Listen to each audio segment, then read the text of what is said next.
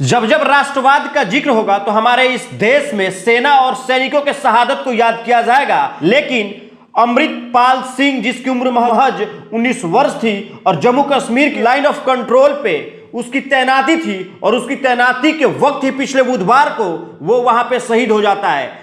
लेकिन सरकार की विडंबना और मेन स्ट्रीम मीडिया की विडंबना हम आपको बताने जा रहे हैं कि मेन स्ट्रीम जो मीडिया है वो आज के दौर में इजराइल गाजा को किस कदर बर्बाद करने पे तुला हुआ है, उसकी खबरों को प्राथमिकता दी जा रही है। और टेलीविजन पे आप लगातार इजराइल के हमला और इंडिया पाकिस्तान की खबरों को देख रहे हैं। लेकिन जो सैनिक जो देश की सेवा के लिए यानी हमारी सेवा के लिए शहादत जिसने कुर्बानी दी, जो कुर्बान हुआ, देश का वो जवान जो अग्निवीर के तहत उसकी वैकेंसी की गई थी, महज वो जिसका 19 वर्ष जिसकी उम्र थी, 19 साल का था, जिसका नंबर था A22000058M, जिसके यूनिट का नंबर था 10 JAK राइफल्स में उसकी तैनाती थी। महज 19 साल की उम्र में उसने अग्निवीर की परीक्षा पास की और देश की सेवा करने का जो जज्बा उसके अंदर था, देश की सेवा करने का दिलों में जज्बा लेकर देश की सेवा करने के लिए वो चला गया। लेकिन विडंबना कब आती है? जब वो शहीद होता है और प्राइवेट एम्बुलेंस के द्वारा उसके गांव तक उसके शव को पहुंचाया जाता है,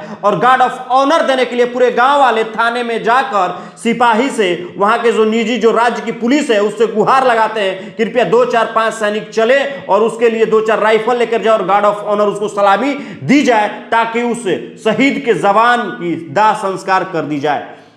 तो इस खबर को क्यों छुपाया जा रहा है? आज के दौर में जो मेन स्ट्रीम मीडिया है वो सत्ता के चंगुल में इस कदर फंसी हुई दिखाई दे रही है कि लगातार बड़ी बड़ी खबरों को दबाया जा रहा है, और 2024 के चुनाव की जो तैयारियां हैं वो जोरों शोरों पे चलाई जा रही है। आखिर आज के दौर में हमारे देश में क्या चल रहा है उसको नहीं दिखाया जा रहा।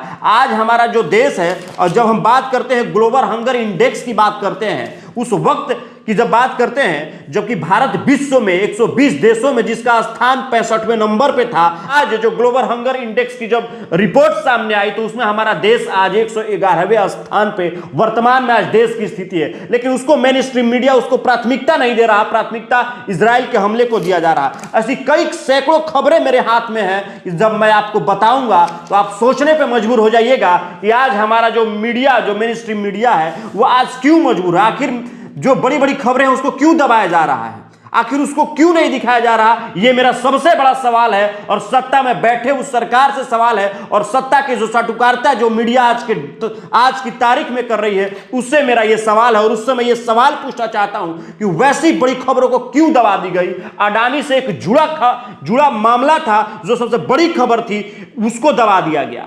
इंडोनेशिया में जो कोयला खरीदा जाता है और वह अपने ही बंदरगाह पे, अडानी अपने बंदरगाह पे उतारते हैं, और उसका जो घोटाला था एक ही दिन के भीतर वो ताना बुना जाता है। लेकिन उसको मीडिया आज के दौर में किसी आपको भी नहीं पता होगा कि अडानी ने कितना बड़ा घोटाला किया। अडानी की खबरें तो प्राथमिकता के तौर पर टेलीविजन पे दिखाई नहीं देती है, और रिपोर्ट भी सामने नहीं आता है। लेकिन 30 संख्या में जब शिपमेंट लगभग 1073 करोड़ रुपये से गुजरात पोर्ट पर पहुंचता है और उसमें 53 करोड़ का इजाफा होता है। अब बताइए कि यानी सरकार को चूना लगाया जा रहा है, और हमारे जो राजस्व है देश का, उसका जो ताना बुना राजस्व को चूना लगाने का जो बुना जा रहा, आखिर उसको मेन स्ट्रीम मीडिया आखिर क्यों नहीं दिखा रही? एक तरफ रानी कंपनी का इजाफा दिखाया जा रहा, लेकिन जब 2000 ये तो आपका 20 और 21 की आंकड़ा, हम 2020 और 21 के आंकड़े की चर्चा कर रहे थे, लेकिन 2021 और 22 में लगभग 2000 शिपमेंट अडानी के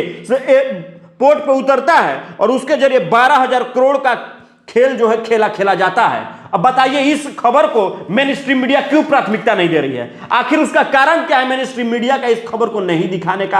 आखिर सबसे बड़ा सरोकार जबकि मीडिया जो है वो हमारे चौथे स्तंभ में उनको दिया जाता है, सरकार लाइसेंस देती है कि जो आपका जनाधिकार है उसको आप प्राथमिकता के साथ आप दिखाइए, लेकिन आज के तौर पर नहीं होता है।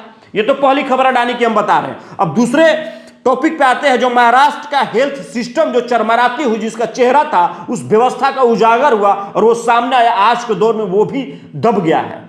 कहीं ना कहीं हमारे इस सिस्टम की नाकामी, खोखलेपन के इस जो चेहरा सामने आ रहा है उसको दबा दिया गया। 2 दिन पहले सुप्रीम कोर्ट का आदेश आता है, स्पीकर महोदय से पूछा जाता है क्या आप रिपोर्ट सौंपिएगा या हम रिपोर्ट दे दें। इस खबर को किसने दिखाया? इस खबर को किसी ने नहीं बताया। मेन स्ट्रीम मीडिया इस खबर को चला तक नहीं रही है।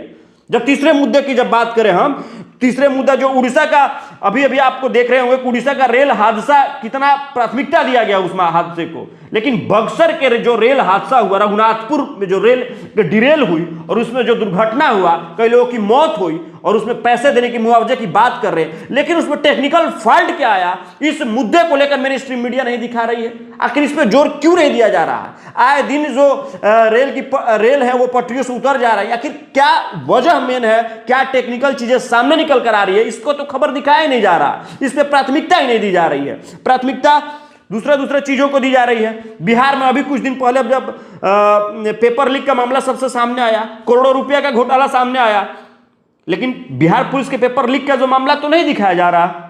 भले बीजेपी की सरकार हो किसी राज्य में या कांग्रेस की सरकार हो, किसी की भी सरकार हो, मैं ये नहीं कि जो भी वर्तमान में सत्ता है, वर्तमान में जो सरकार है उसकी हम बात कर रहे हैं। जहां पे कांग्रेस की सरकार है वहां उस राज्य की भी हम बात कर रहे हैं, वहां की भी मेन खबरों को दबा दिया जा रहा है, उस खबर की प्राथमिकता नहीं दी जा रही है। लेकिन कारण क्या है, ये तो ये हमें और हमारी देश की जनता को समझ में नहीं आ रहा कि आखिर जो कारण है, मुख्य कारण क्या है, आखिर खबरों को क्यों दबाया जा रहा है, ये पता नहीं चल पा रहा। अभी आप देख रहे होंगे कि पिछले एक दिन पहले हम खबर चला रहे थे 2011 भर्ती घोटाला, ब्रिग जो बिहार का गृह रक्षा वाहिनी का घोटाला किया गया, 11,000 कुछ वैकेंसी थी और उसमें सबसे बड़ा घोटाला किया गया। एक जिले में मतलब सैकड़ों से ज्यादा भर्तियां थी और उसमें कम भर्तियों को लाया गया, नहीं दिखाया गया।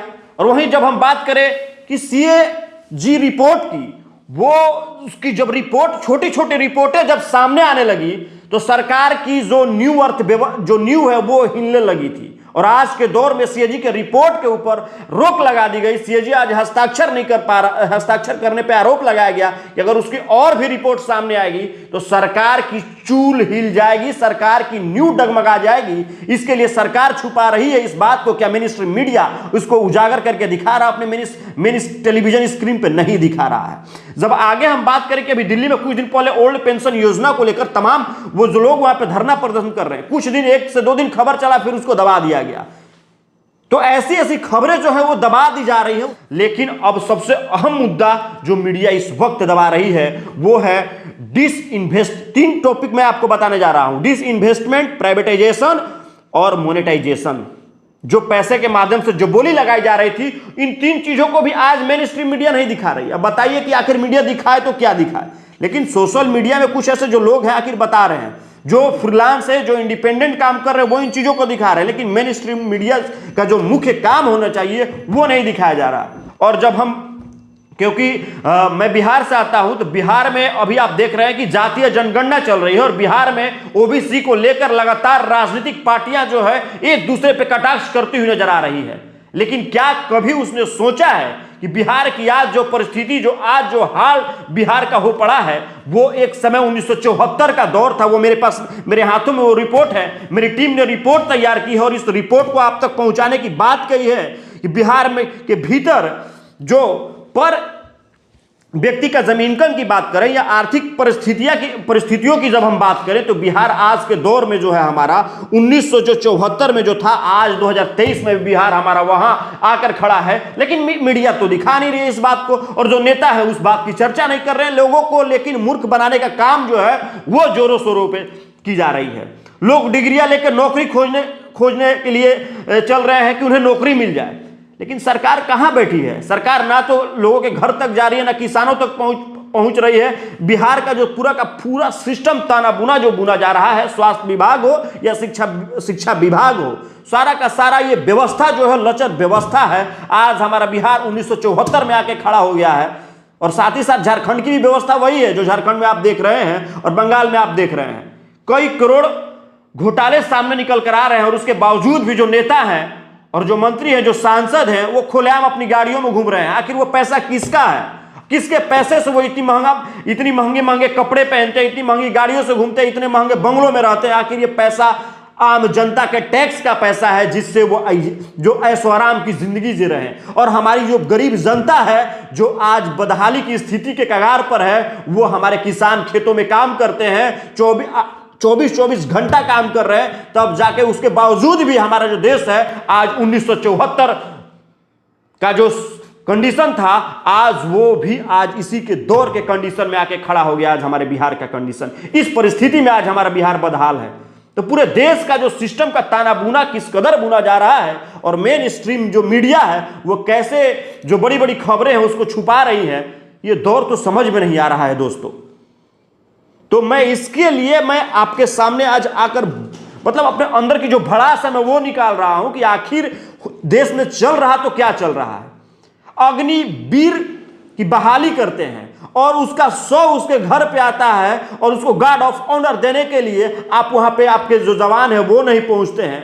आखिर अग्निवीर में जाने के लिए आखिर कैसे जो जवान है वो आएंगे, सेना में कैसे भर्ती लेंगे जब इस तरीके का जो ताना बुना आप बुन रहे हैं। इतना भ्रष्टाचार खोखला जब बॉर्डर पे जब हो रहा है, पहले के दौर में आप अभी पिछले आप देखें कि अग्निवीर से पहले कि कोई भी अगर जवान शहीद होता है बॉर्डर पे, शहादत होती है उसकी, तो पूरे सरकारी गाड़ी के साथ में और पूरे गार्ड ऑफ ऑनर के साथ उसको सलामी दी जाती है, उसके शव को तिरंगे में लिपट के उसका शव आता है। लेकिन आज देखिए विडंबना, आज विडंबना अमृतपाल सिंह के साथ कैसे उसकी विडंबना हो।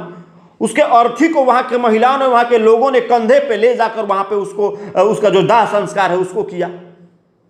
तो आंखें तो नम, ऐसी ऐसी चीजों को देख के हमारे देश में जो चल रहा है इसको देख के आंखें नम हो जा रही है और सोचने पे हम मजबूर हो जा रहे हैं कि आज के दौर में चल क्या रहा है।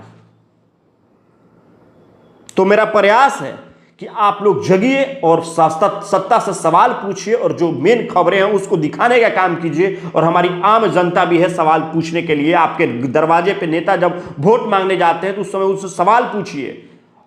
आज तो डिजिटल का जमाना है, आप हर घरों में एंड्रॉयड मोबाइल है, आप अपने मोबाइल से अपना वीडियो बना के आप शेयर कर सकते हैं, सरकार से सवाल पूछ सकते हैं, सरकार को टैग कर सकते हैं। तब सरकार जो है वो नींद से जगेगी और जो भ्रष्टाचार जो आज के डेट में जो खोखलापन सिस्टम में पूरा करप्शन फैला है उस पर लगाम यानी काफी हद तक हम रोक लगा सकते हैं इस माध्यम से। तो मेरा प्रयास है, तो क्या मेरा जो प्रयास है वो कैसा है, मेरे कमेंट बॉक्स में आप जरूर अपनी राय लिखिएगा कि मैं और भी आगे इस तरीके के जो मुद्दे हैं और इस तरीके की जो चीजें चल रही हैं उसको मैं आपके सामने रख सकूं और आप भी मेरी ताकत बन के अपने एंड्रॉयड मोबाइल से अपना वीडियो बना के आप मुझे भेज सके और ताकि सरकार तक मैं उस वीडियो को और आपके माध्यम से मैं पहुंचा सकूं, सरकार देखे। क्योंकि सरकार को इस वक्त जगाने का मौका आ गया है, क्योंकि सरकार जो है लोगों को बहलाने फुसलाने का काम कर रही है। सरकार अपनी राजनीतिक रोटियां सेकने का काम कर रही है, जिस पर लगाम लगाने की हमें आम जनता को जरूरत है। क्योंकि सरकार हम और आप बना हैं और जो पैसा आता है वो हमारे और आपके टैक्स से पैसा आता है। तो हमारा पैसा इस तरह बर्बाद ना हो। जय हिंद।